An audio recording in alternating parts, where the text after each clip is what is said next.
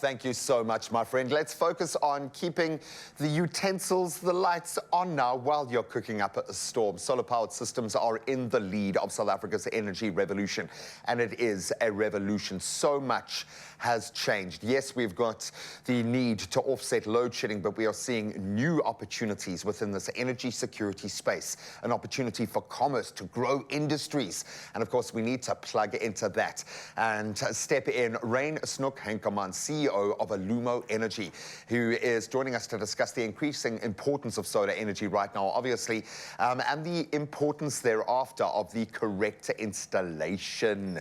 Please, let's do this properly if we're going to do it. Rain, thank you so much for joining us this morning. Good morning, Graham. Thanks for having me on the show. An absolute pleasure, because you're in the front lines now. And I would imagine your world has changed remarkably. If our world changed when the energy legislation, when people were given an opportunity to just do something for themselves, we felt a shift. I'm sure it's been massive for you. Why solar? Why have you gone all in with solar? What is it about this space that you see the opportunity? So there's a big opportunity in South Africa, but the mindset in South Africa is wrong. Everybody's putting it in for load shedding reasons, where the rest of the world is putting for a savings point of view. Sure, for future commerce. Yeah, so South Africans is like getting a two-in-one. We're getting the savings, and then you're getting power security at your home, that you can have safe power and your lights stay on. Completely, and the technology is amazing at the moment. The software backing it up is amazing. And we're hustlers in South Africa. I love the fact that we're a nation of entrepreneurs who sees gaps, sees the opportunity rather. We'll cry about load shedding for about 5 minutes, and now we want to jump on board and do it, but to do it properly. How does solar fit into the broader energy landscape? Because we can't do everything with solar, but it's kind of something that allows us to become a lot more multi-dimensional with our energy needs. So where does solar sit? So just on the resi point of view, there's about 6 million registered title deeds in South Africa. Really? Okay. So about 1.5 million is the target market for us from a LSM 10 Plus. And if you put just a 5 kilowatt system on all of those houses, that eliminates load shedding. Wow. Completely, yeah. It feels like such a quick, simple fix, and it's almost like the barriers have been preventing us, not the technology, not the access to it. We have had a couple of instances, obviously, where planning hasn't been done properly. You've got to have the right person in your corner when you do this. And I suppose when looking at modular growth, you need to do it properly on that first step. So what does that look like for that person wanting to, in a residential, before we look at businesses and kind of that side of things where it affects all of us, if I'm wanting to go out and get set up for my house, where do I start? So first of all, do your research. Google's your friend.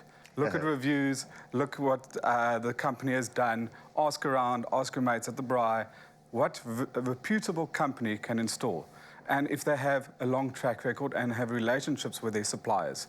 The one-man bands, in 2 to 3 years' time, I don't know if they're going to be around. Yeah. But if the big companies have relationships with their suppliers and uphold that 5-10 year warranty that they can exchange it if it breaks.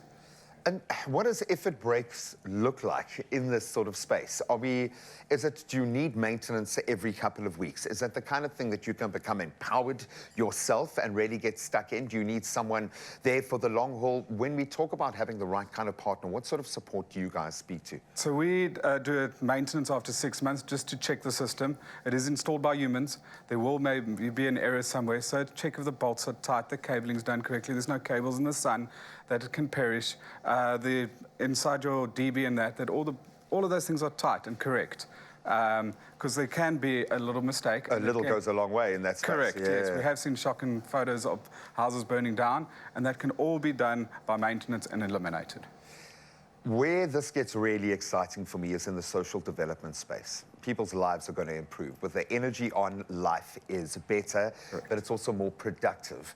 When you look forward, what are you most excited about, especially when we look at how, obviously, tax incentives, a lot of support being offered? It kind of feels like the market is being given the opportunity. Now, when you look forward, what are you most excited about? So there's good tax incentives for the businesses, because you get about 125% tax write-off in year one, so you can have an assessed loss. From the individual point of view, you're only getting 15,000 Rand just on your panel cost. So I don't know if that incentive is good enough. Where technology is going, I'm really excited where the AI of solar is going, that it's going to think for you. When load shedding comes, and make sure that your battery's powered up. If there's no sun, the whole AI part is really coming into play. We're probably going to launch something in the new year where you don't have to do anything. Yeah. You're just going to sit back and watch Expresso. Yeah, exactly. Uninterrupted.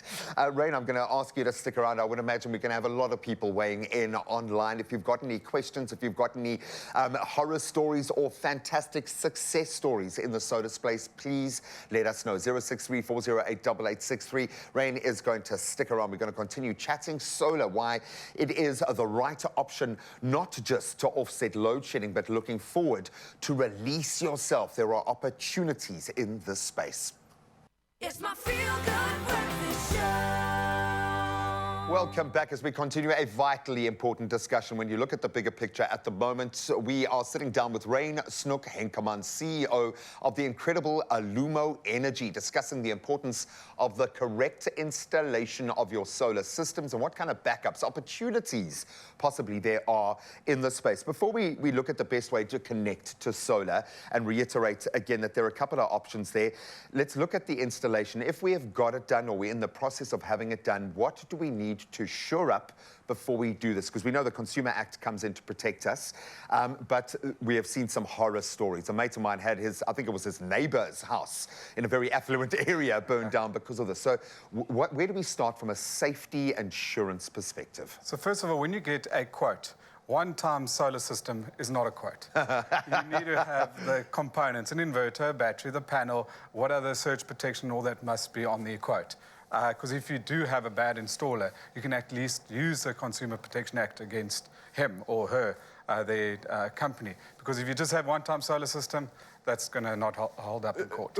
Exactly that. So you want to make sure that the person, and this is a great way to understand if the connection is right, because you can ask these questions at the very beginning and get a sense of the ease with which the installer is answering and what sort of long-term maintenance and backup. What do we need to take care of from our side when we've had solar installed? What sort of maintenance, what sort of job are we taking on board? So it's a huge investment. An average system is about 150,000 Rand. So you've got to do your homework. Yeah. Make sure that the system that they're installing is for your needs. So if you just want your lights and your plugs working, it's a much smaller system. But if you want to start cooking, using your air fryer, then the system gets slightly bigger.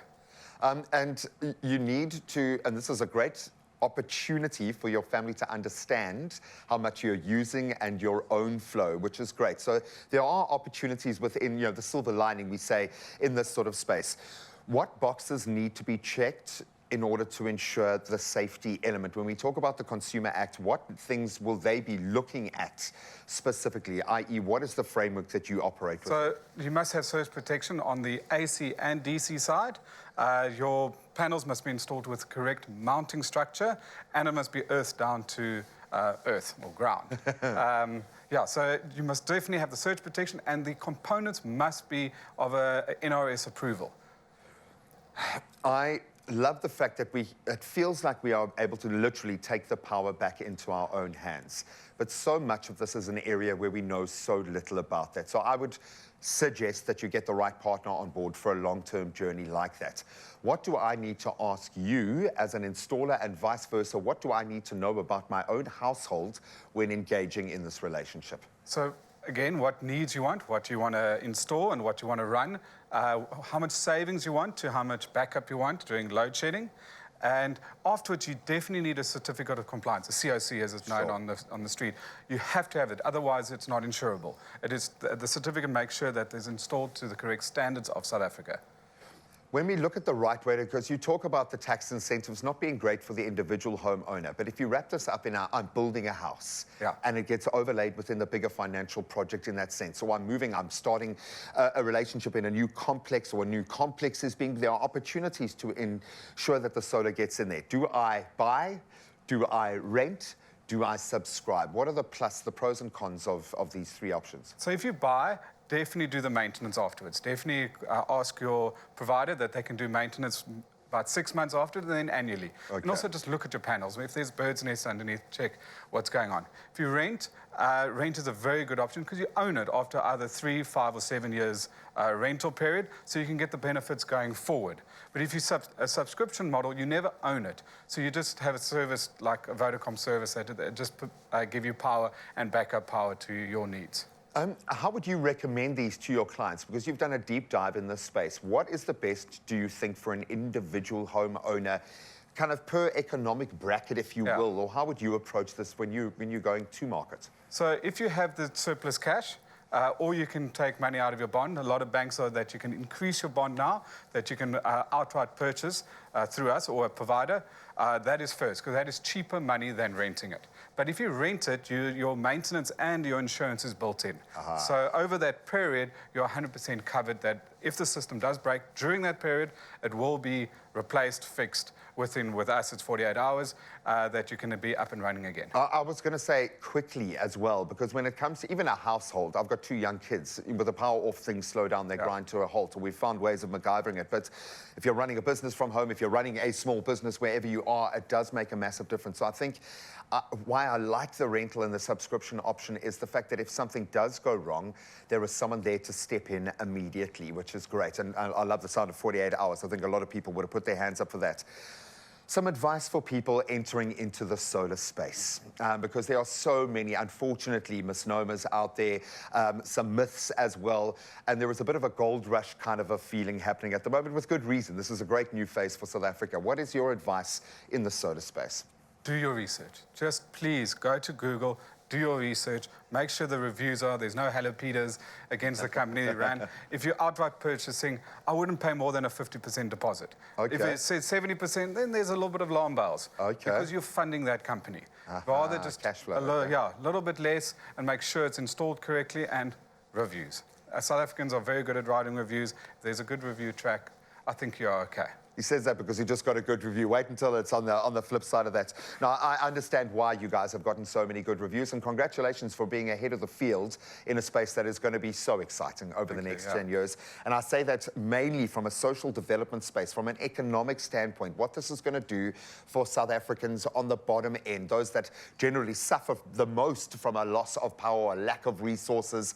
The game has changed, but you need the right people in your corner. And I really do suggest that you visit alumo.co.za. If I've been able to glean this much advice just from sitting down with Rain for a few minutes, I'm sure they will have you covered. Go and check them out and ask the questions and do your research.